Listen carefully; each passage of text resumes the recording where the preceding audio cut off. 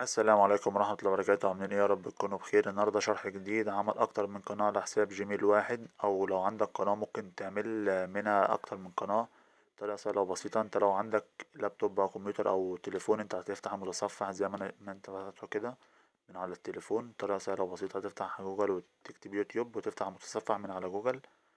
هتنزل على الخانة دي، هتكتب الاعدادات، هتيجي ناحية الإعدادات مكتوب الحساب والإعدادات وكده. انت هتعمل حالة القناة وميزاتها، إضافة قنوات وإدارة أو إدارتها. انت هتعمل هي تاني جملة دي، هتدوس عليها تفتح لك القائمة دي زي ما انت شايف. دول حسابات أنا عاملهم على الجيميل. دي الحسابات دي أنا عاملها على الجيميل. هتلاقي مكتوب فوق عندك ايه؟ إضافة قناة. هتروح داس عليها أوكي. دي كده زي ما انت شايف إضافة اسم قناة. انت تعمل اسم للقناة بتاعتك، اي اسم بقى يعني انت حضرتك عايزه، يعني اكنك بتعمل قناة جديدة بس القناة دي مربوطة بقناة تانية اللي هي الأساسية أو الجيميل. فأنا أخليها مثلا نكتب عالم الكوميديا على سبيل المثال يعني. هتروح دايس صح، تعمل التالي بدء.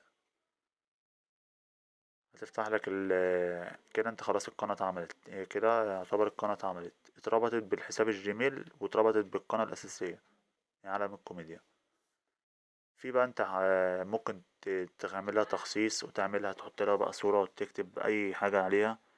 ممكن تنزل فيديوهات عليها برضو كعادية. دي كده يعني يعتبر قناة معمولة جديدة، يعني يعتبر القناة دي انت كأن حضرتك عاملها بس مربوطة بحساب جيميل.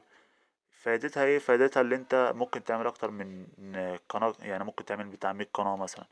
ال100 قناة تخش على القناة الأساسية بتاعتك وتعمل بقى تفاعل، يعني تكتب كومنتات، لايكات.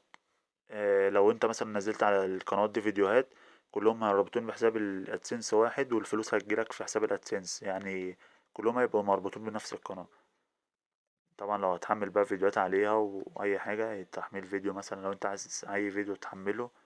اكن القناة يعني هي قناة معمولة على، انت عاملها عادية، بس هي الفكرة اللي هي مربوطة بالقناة التانية. انت ممكن تحط اي فيديو عليها عادي. طريقة سهلة وبسيطة. بس كده، لو عجبك الفيديو متنساش تعمل اشتراك ولايك عشان يوصلك كل جديد وحصري.